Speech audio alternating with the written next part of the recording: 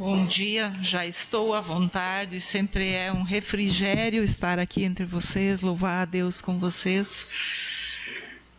Perdoem minha atrapalhação de não calcular bem as distâncias aqui em São Paulo. E o valor da passagem era bem menor, esse horário que eu escolhi, daí também não queria dar mais despesa, digo, acho que vai dar. Então, vai dar. Entre mentes, eu sei que vários convites eu disse não dava. Ano passado nós passamos por um processo bem grande de mudança na nossa vida, saímos da nossa casa a 5 quilômetros do centro de Porto Alegre e fomos para uma casa a 50 quilômetros do centro de Porto Alegre. Mudança de vida, perspectivas novas. E isso me tomou por completo, desde cimento, areia, azulejos, até o encanto com aquele momento, e parece que não tinha muito espaço para pensar numa reflexão do que trazer. Eu estava absorvendo coisas. Acho que ainda, se Deus permitir, num outro momento, quero falar mais de como agora os salmos e essas passagens da Bíblia que falam da natureza estão muito mais palpáveis. Até hoje me chamou a atenção que o glória para sempre, lá no meio, diz, e tudo o que neles há, o céu, a terra e o mar, e tudo que neles há, o louvarão. E eu tenho tido assim, uma experiência muito rica de contato com natureza e sentir mesmo que todas as criaturas louvam ao Senhor. Especialmente nas primeiras horas da noite para amanhã, aquela transição espetacular. Para mim agora a noite é existente, às vezes não quero dormir porque a noite é concreta, é palpável, não é só escuro, tem vida lá fora, tem muita vida lá fora, principalmente em lua cheia, e a gente vê a natureza reagindo de outras formas, as luas e as plantas, e como símbolo desse começo de partilhar. E já tem a ver com a mensagem, eu trouxe uma planta, eu esqueci o nome hoje, mas talvez alguém saiba ou eu posso mandar depois. Essa planta... Aranto, isso aí, o aranto. Eu tenho um pé de aranto que eu ganhei de um vizinho, e mais ou menos perto uma grande araucária, isso que nos levou para aquele terreno. Está na nossa araucária, os ibis dormem na araucária e adubam tudo ao redor, né? Inclusive minha escada e meu telhado, mas tudo bem, faz parte. E caiu, tivemos uma ventania muito grande e caíram aqueles galhos. Aí eu vejo como o vento é um momento de purificação da natureza. Todos os galhos secos da araucária caíram. E um caiu em cima do pé de aranto e ficou, deixa eu ver aqui, né? Tá machucado. Só que daí eu recolhi e digo, não vou deixar isso virar adubo. Algumas coisas a gente faz isso, deixa ali e vira adubo. Porque tem um monte de plantas filhotinhos. O aranto se reproduz, cada pontinha dessas é cada planta. E é só encostar isso numa terra que essas plantinhas vão pegar. E aí eu pensei assim, quantas vezes o traumático na nossa vida libera algo que vai para um outro lugar e vai servir de inspiração, de força em outro lugar. Então eu trouxe, eu espero que vocês possam plantar aqui no jardim de vocês. Essa planta tem propriedades anti-câncer. Ela ajuda muito, ela é uma punk, eu estou aprendendo cada vez mais plantas alimentícias não convencionais. E conheci lá a obra de um padre que diz que tudo que nasce no nosso jardim, Deus está mandando porque a gente pode precisar. Então não arranque aquilo que você chama de mato, nós chamamos de inso. Estude primeiro, talvez seja justamente a planta medicinal que depois de um tempo você vai precisar. Então, uma sabedoria de Deus até nesses pequenos detalhes. E nós estamos deixando as nossas plantas, decidimos não fazer mais tudo raso, grama cortada, como a maioria faz lá. É um padrão norte-americano, né? Eu quero uniformidade, então eu corto tudo. E fica tudo igual. O pensamento também muitas vezes fica igual. Mas a diversidade podendo brotar. E eu começar a conhecer a diversidade. E aí eu noto que aquela plantinha, que é uma gramínea, que um chama de mato, é que atrai o bando de pintacilgos, e eles pousam naquela gramínea, derrubam ela, ela cai com o peso deles, e eles vão comendo a sementinha. Se eu tivesse derrubado, já não teria os pintaciús. A outra plantinha lá, as abelhas vêm. Se eu derrubo, é como se um grande ET gigante chegasse aqui e olhasse para nossas lavouras e dissesse: eu gosto tudo raso, vou cortar o milho, a mandioca, porque eu gosto tudo rasinho. Quem sou eu para derrubar aquilo que Deus deu para os outros animais, né? Gênesis, eu já falei aqui. Eu vos dou o alimento e dou o alimento para os animais. Então, uma descoberta, um contato muito rico. Fica aí, vou dar. Quiser passar para o pessoal olhar a maravilha dessa planta. E essa planta também me lembra a vida de Dietrich Bonhoeffer, que eu vou abordar com vocês hoje. Depois de ler Hebreus 11. Deixa eu organizar aqui.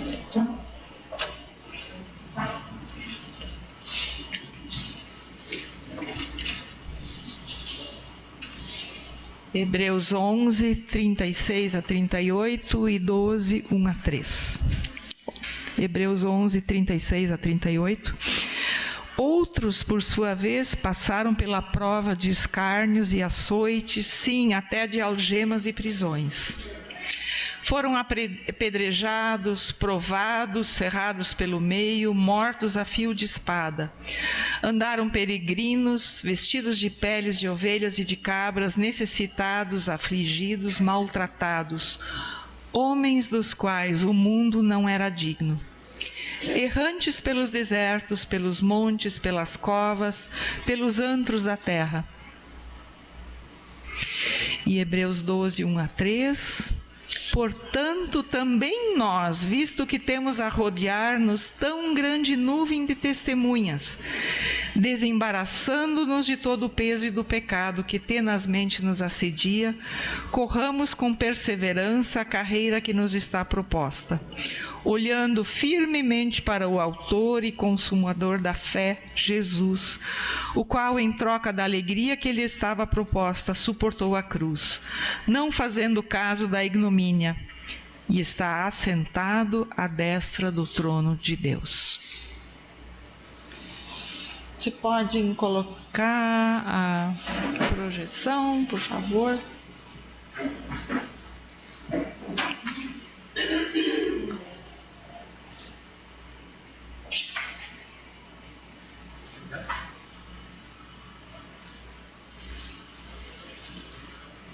Esta, isso.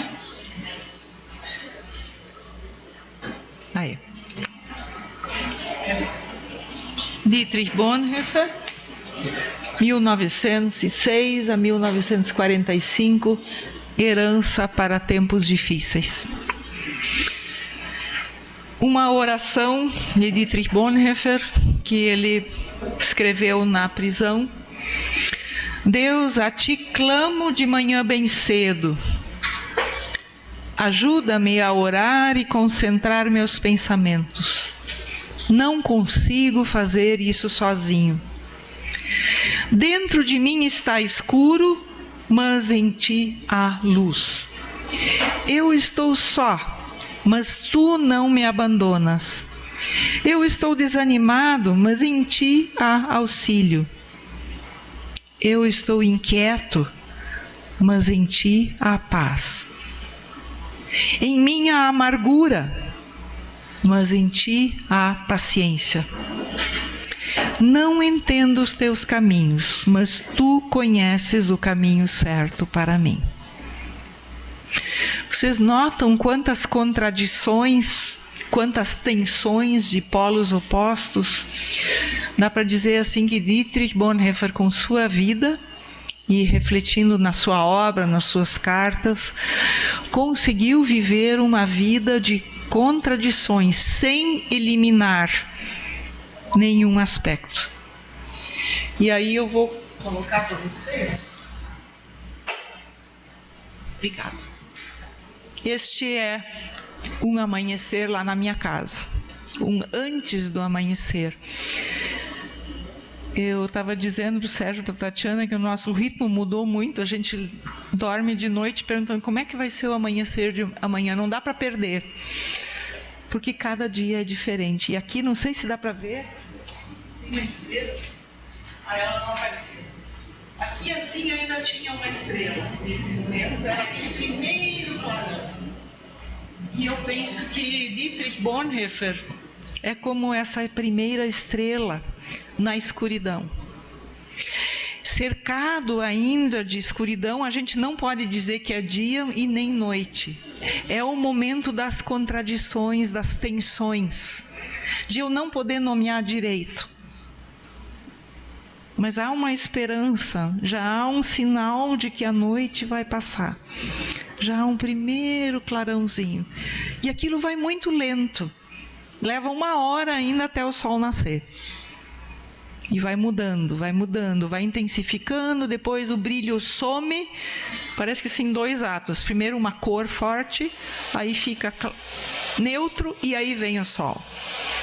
E eu acho que Dietrich Bonhoeffer dá para dizer assim: dentro de mim está escuro, mas em ti há luz. Eu estou só, mas tu não me abandonas. Eu estou desanimado, mas em ti há auxílio. Eu estou inquieto, mas em ti há paz, em mim há amargura, mas em ti há paciência. Eu não entendo teus caminhos, mas tu conheces o caminho certo para mim. Alguns detalhes da vida dele: ele nasceu numa família, grande família, de um psiquiatra muito conhecido, diretor de um hospital psiquiátrico em Berlim. A mãe fez a homeschooling dos filhos em casa, no primeiro tempo. Ele teve uma irmã gêmea e se tornou pastor, estudou teologia. E no início da década de 30 foi consagrado líder dos jovens da Alemanha. E ele tinha um acesso muito grande, um carisma, uma facilidade de lidar com os jovens. Quando começou a guerra, Hitler, ainda antes da guerra, Hitler estatizou a igreja alemã no sentido de encampou. Os preceitos nazistas foram para dentro da igreja e Dietrich Bonhoeffer e outros criaram uma ala dissidente chamada a Igreja Confessante.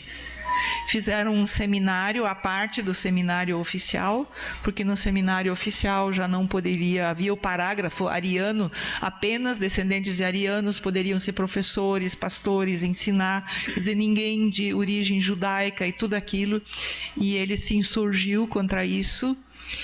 Então criou um seminário onde ele treinava os pastores para a sua tarefa.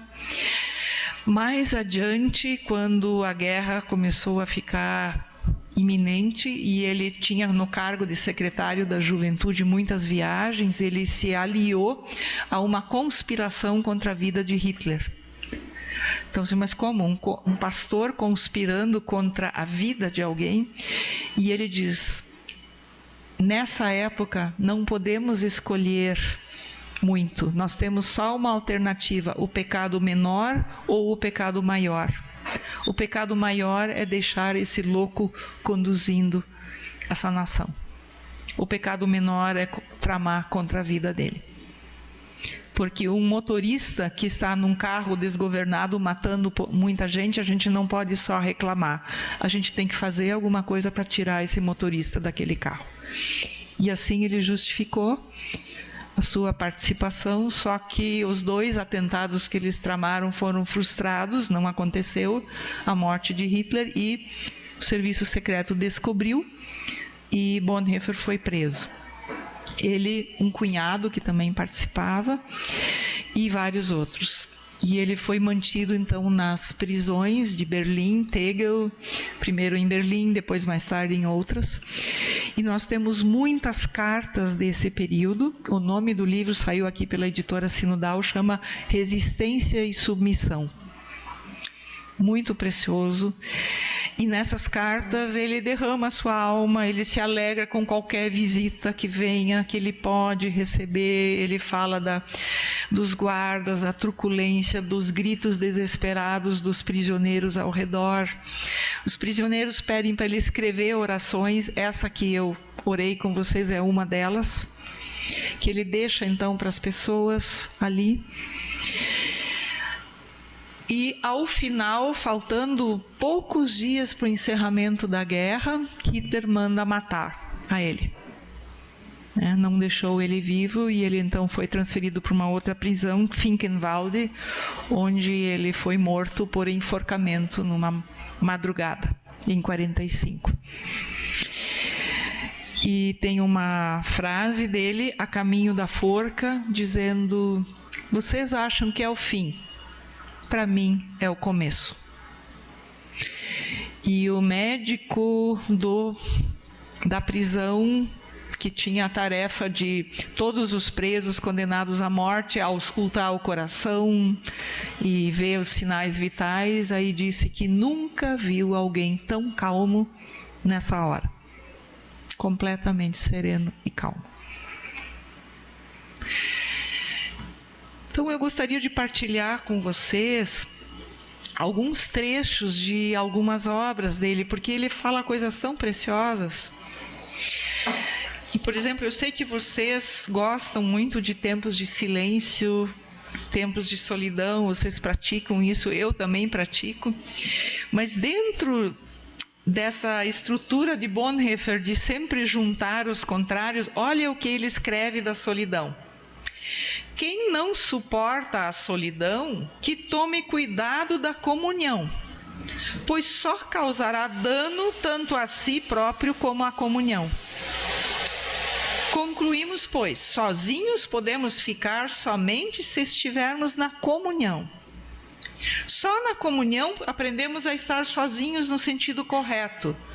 E somente na solidão aprendemos a viver de modo correto na comunhão.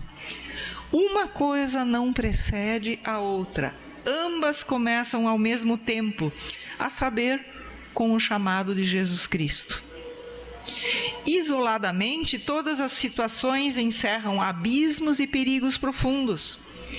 Quem quer ter comunhão sem ficar solitário, esse mesmo cai no abismo vazio das palavras e emoções. Quem procura ficar sozinho sem pertencer à comunhão, esse mesmo perece no abismo da vaidade, do amor próprio e do desespero. Quem não suporta a solidão, que tome cuidado da comunhão. Quem não se encontra na comunhão, que tome cuidado da solidão. Vejam como ele coloca complementares, nós não podemos escolher um ou outro. E nesse tempo de tantas escolhas, que parece que assim toda a nossa cultura quer que a gente escolha um lado em tantas coisas, Dietrich Bonhoeffer nos lembra, nós precisamos das dimensões complementares. Vocês imaginem a moral da igreja naquela época. A igreja estava completamente fracassada porque ela não conseguiu ajudar as pessoas. Ela foi manipulada, ela fracassou. E aí Dietrich Bonhoeffer coloca como viver igreja em tempos onde a igreja já não vale nada. Aquele seminário dele foi fechado, foi proibido, a igreja confessante foi proibida, ficou na clandestinidade, e a igreja oficial com as suásticas ao lado da cruz dos altares, completamente tomada, manipulada. E aí, mesmo assim, ele diz: como é que eu vou ainda falar de Deus num tempo como esse?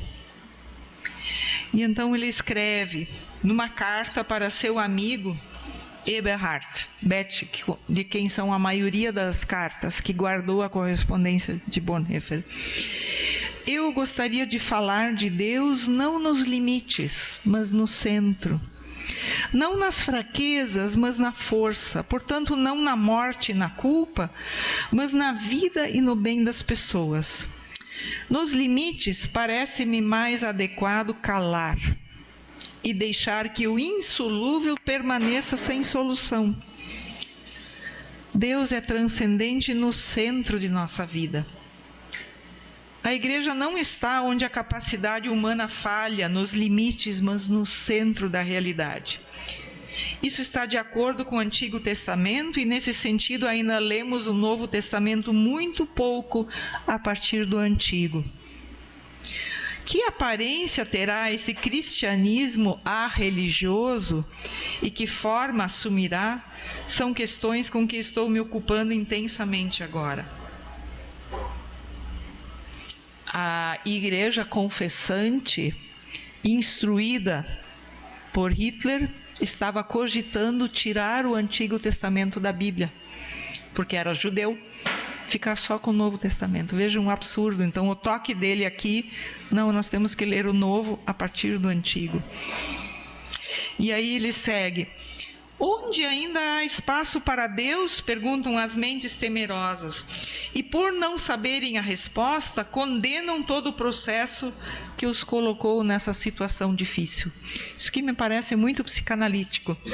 Como é fácil eu condenar um processo de pensamento humano que me colocou numa dificuldade para encontrar Deus. Então eu condeno filosofia tal, música de samba tal, né? Como hoje em dia várias coisas eu vou condenando porque me colocam numa situação onde eu tenho que abrir o meu pensamento para encontrar Deus. Já escrevi sobre as diferentes saídas de emergência do espaço que ficou apertado demais. Teria a acrescentar ainda o salto mortal de volta para a Idade Média, né? Onde tudo era dominado e que saudade que alguns tinham desse tempo. E aí ele segue dizendo: assim nossa maioridade nos leva a um reconhecimento mais veraz de nossa situação perante Deus. Deus nos faz saber que temos de viver como pessoas que dão conta da vida sem Deus. Olha que chocante. O Deus que está conosco é o Deus que nos abandona, conforme Marcos 15, 34, onde Jesus diz: Deus meu, por que me abandonaste? O Deus que faz com que vivamos no mundo sem a hipótese de trabalho Deus, é o Deus perante o qual nos encontramos continuamente. Perante e com Deus, vivemos sem Deus. As nossas representações de Deus estão caindo, falhando. Para nós, hoje em dia, usar o nome evangélico é muito complicado, porque diz muito pouco do cristianismo de base. Então, nós temos que ir para um mundo mais secular. Viver sem Deus, mas perante Deus. Deus deixa-se empurrar para fora do mundo até a cruz. Deus é impotente e fraco no mundo. Exatamente assim, somente assim, Ele está conosco e nos ajuda. Em Mateus 8,17 está muito claro que Cristo não ajuda em virtude da sua onipotência, mas da sua fraqueza, do seu sofrimento. Neste ponto reside a diferença decisiva em relação a todas as religiões. A religiosidade do ser humano remete, na sua necessidade ou aflição, ao poder de Deus no mundo. Deus é o Deus ex machina. A Bíblia, por sua vez, remete o ser humano à impotência e ao sofrimento de Deus. Somente o Deus sofredor pode ajudar. Nesse sentido, pode-se dizer que o desenvolvimento acima descrito, que levou à maioridade do mundo, através do qual se acaba com uma concepção errônea de Deus, liberta o olhar para o Deus da Bíblia, que obtém poder e espaço no mundo por meio da sua impotência. Esse, de certo, será o ponto de partida da interpretação mundana. Deus veio ao nosso encontro e se deixou enfraquecer até a cruz. Imaginem se naquele tempo do nazismo o paradigma da cruz era o único que talvez ajudava, porque todos os outros conceitos de Deus poderoso ruíam por terra. E a questão do sofrimento toma cada vez mais o primeiro plano, porque para viver um cristianismo coerente, é preciso se arriscar e sofrer. E Dietrich Bonhoeffer, então, tem um livro chamado Discipulado, e nesse livro ele discorre o que é ser discípulo de Cristo nesse mundo. E aí ele diz: a partir da palavra de Deus, os discípulos conhecerão verdadeiramente os seres humanos. Acautelai-vos dos homens, está escrito. Nada de temor dos homens, nem desconfiança, não é paranoia, muito menos ódio, mas também nada de credulidade leviana, nada de fé na bondade inata do homem. O humanismo, tão caro, a filosofia alemã, com o nazismo, com tudo aquilo que aconteceu, já não se sustentava. Então ele diz nada disso, mas conhecimento exato da relação palavra-homem e da relação homem-palavra, palavra de Deus. Deverão os discípulos demonstrar. Se forem sóbrios neste ponto, aguentarão o impacto das palavras de Jesus, que lhes anunciam que será caminho de sofrimento. O caminho de sofrimento entre os homens, que será caminho de sofrimento, o caminho entre os homens. Porém, uma força singular é inerente ao sofrimento dos discípulos.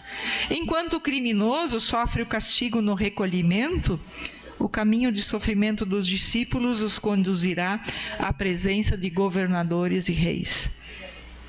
Por minha causa, para lhes servir de testemunho a eles e aos gentios. Nessa escuridão da prisão, Dietrich Bonhoeffer sabia muito claro que ele não estava lá por ter praticado um crime. Ele estava lá por ter sido coerente com o Evangelho. Através do sofrimento progredirá a mensagem. Isso é plano e vontade de Deus. Por isso também os discípulos receberão força para uma boa confissão e um testemunho destemido, ao serem entregues a julgamento diante de tribunais e tronos. O próprio Espírito Santo lhes prestará assistência. Torná-los-á invencíveis. Ele lhes dará sabedoria a que não poderão resistir nem contradizer todos quantos se vos opuserem. Eu tenho uma experiência para contar de se pedir a sabedoria do alto. Eu atualmente sou diretora científica na minha instituição psicanalítica e coordenei na semana passada um debate sobre a peça Frida Kahlo, A Revolução. Muito linda, muito tocante, emocionante, difícil. E Frida Kahlo, numa hora, diz: eu pinto o que me dói. Eu pinto o que me toca, eu pinto o que me liberta. E aquilo me chamou atenção e eu guardei. Depois tivemos o debate, 2 psicanalistas, e a atriz, é um monólogo, começou a falar, e lá pelas tantas, ela, no meio da fala da peça, ela conta uma situação dela própria, e eu posso dizer, porque foi público na frente de todas as pessoas lá, do abuso sexual que ela sofreu na infância e que só 1 ano atrás ela tinha tido coragem para denunciar isso. E falar com as irmãs dela, que também tinham sido abusadas, e as sobrinhas que também tinham sido abusadas pela mesma pessoa. E ela começou a chorar no palco, copiosamente com aquilo, dizendo: se elas tivessem falado antes, eu não teria passado. Eu que rompi o silêncio. E quando ela começou a falar aquilo, eu digo: meu Deus, me dá sabedoria, como é que nós vamos seguir esse debate sobre Frida Kahlo e, ao mesmo tempo, acolher essa confissão dessa moça em sofrimento, mas isso não pode virar agora um palco, um show barato. E eu em oração. E aí eu me lembrei daquela frase da Frida Kahlo, e eu disse, assim como Frida Kahlo disse: eu pinto o que me dói e o que me liberta, você agora falou o que lhe dói e falou o que lhe liberta. Depois as minhas colegas assim: Karen, como é que você conseguiu achar essa palavra no meio daquela saia justa, né? Eu digo... Eu até disse assim, né? Elas encararam meio brincando: bom, eu pedi sabedoria para Deus, para o Espírito Santo, para me guiar. E elas disseram: foi a melhor intervenção da noite. Digo, claro, é Deus que inspira, aí eu pensei para mim, né? É Deus que inspira, aí sai a melhor coisa. É um testemunho para nesse sentido, né? Se a gente está na frente de pessoas e tudo e não sabe, Ele nos auxilia na hora. Então, como Dietrich Bonhoeffer diz: por os discípulos permanecerem na verdade na hora do sofrimento, por isso também permanecerá com eles a palavra. Martírio provocado não teria essa promissão. Novamente, me parece muito psicanalítico, porque isso não é masoquismo. Tem pessoas que têm gozo em sofrer. Dietrich Bonhoeffer não tinha gozo em ficar sofrendo. Não. Ele sabia que estava lá porque Deus o tinha colocado ali para ser testemunha. O sofrimento com a palavra, porém, conta com ela com certeza. Tem um poema lindo de Bonhoeffer, que também mostra que nem tudo foram flores, né? A gente fala aqui dos lados fortes dele, mas ficar 2 anos preso e as bombas começando a cair em Berlim, e provavelmente lá não tinha abrigo para bombas, na prisão eles não iam para abrigos, eles provavelmente ficavam na sua cela, e lá fora, preocupado com os amigos, com os familiares, os pais, ele disse: por favor, saiam de Berlim, passando fome. Às vezes ele recebia tanta comida, na prisão ele tinha comida com certeza, e ainda o pessoal ele mandava de volta: fiquem com vocês, eu estou passando bem. Mas ele teve momentos de muita angústia, e aí ele fez um poema lindo, que me parece bem isso de permanecer na verdade, na impotência, mas ainda com Deus, sem Deus, perante Deus. O poema chama Quem Sou Eu? Quem sou eu? Seguidamente me dizem que saio da minha cela, tão sereno, alegre, firme, qual dono de um castelo. Quem sou eu? Seguidamente me dizem que da maneira como falo aos guardas, tão livremente, como amigo e com clareza, parece que esteja mandando. Quem sou eu? Também me dizem que suporto os dias do infortúnio impassível, sorridente, com orgulho, como alguém que se acostumou a vencer. Sou mesmo o que os outros dizem de mim? Ou apenas sou o que sei de mim mesmo? Inquieto, saudoso, doente, como um passarinho na gaiola, sempre lutando por ar, como se me sufocassem, faminto de cores, de flores, às vezes de pássaros. Sedento de palavras boas, de proximidade humana, tremendo de ira a respeito da arbitrariedade e ofensa mesquinha, nervoso na espera de grandes coisas, em angústia, impotente pela sorte de amigos distantes, cansado e vazio até para orar, para pensar, para produzir, desanimado e pronto para me despedir de tudo.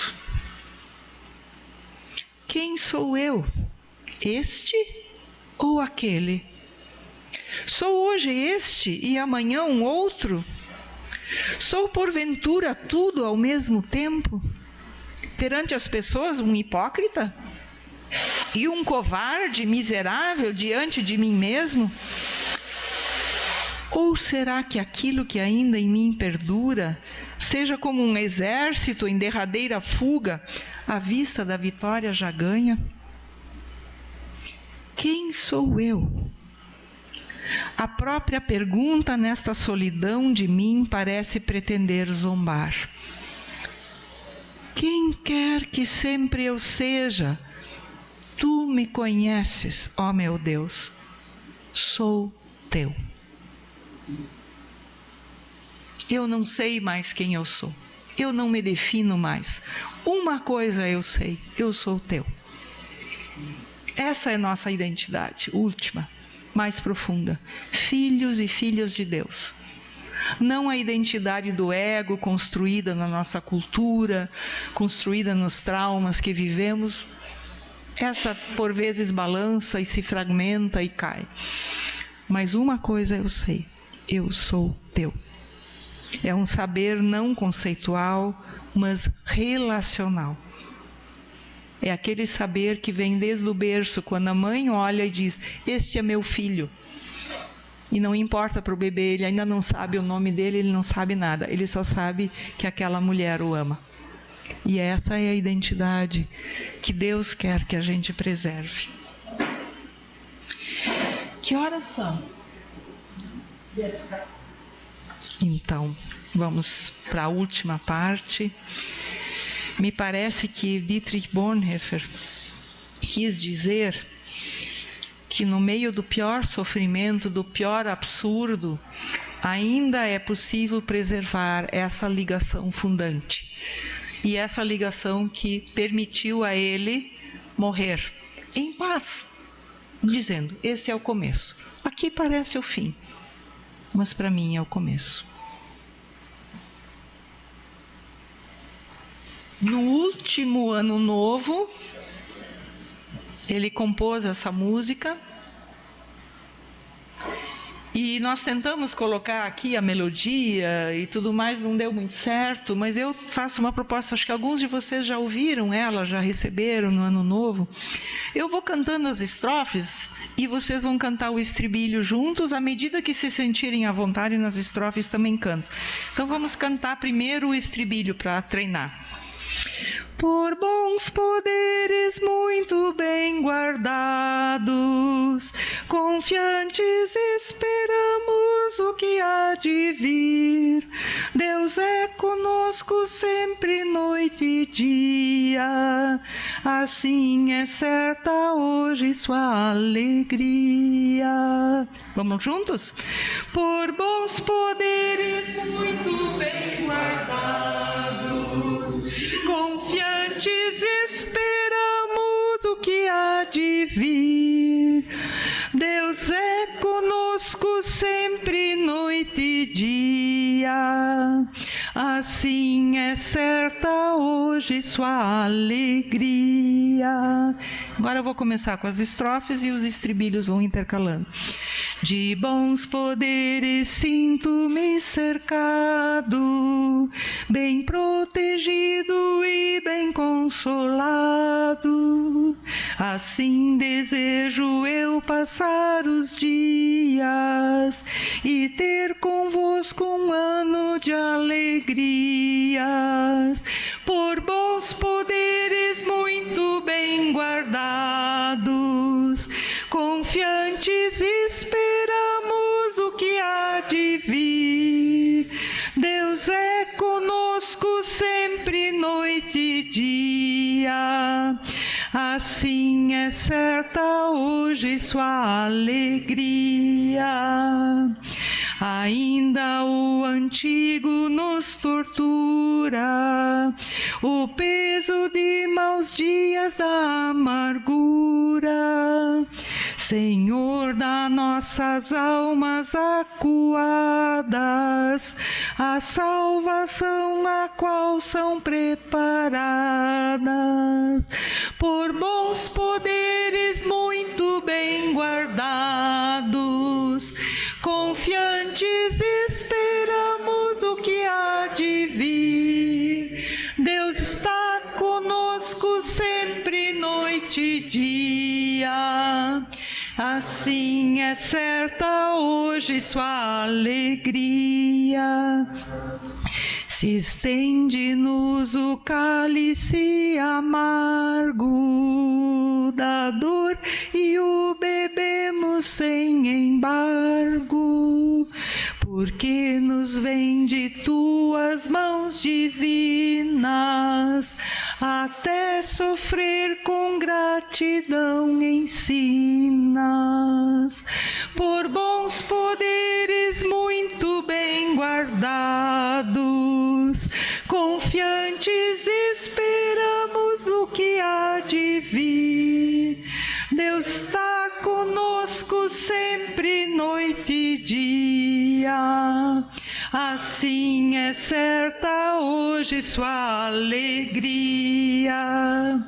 E se quiseres dar-nos alegrias, ainda sob o sol dos breves dias, então nos lembraremos do passado e entregamo-nos a teu cuidado.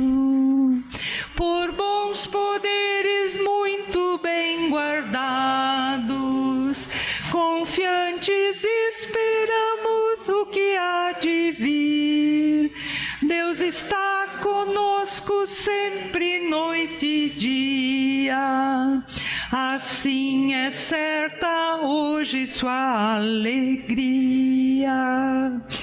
Quando o silêncio se espalhar profundo ao redor deste pequeno mundo, repleto de adoração ecoa o canto que a ti teus filhos entoa.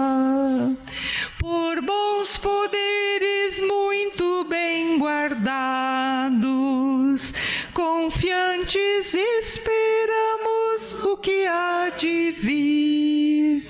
Deus está conosco sempre, noite e dia. Assim é certa hoje sua alegria. Que estes bons poderes que guardaram Dietrich Bonhoeffer, que também nos guardam, seja na vida, seja na morte, seja na ressurreição, continuem conosco, com vocês, comigo, com todos os filhos e filhas de Deus. Amém. E obrigado pelo convite.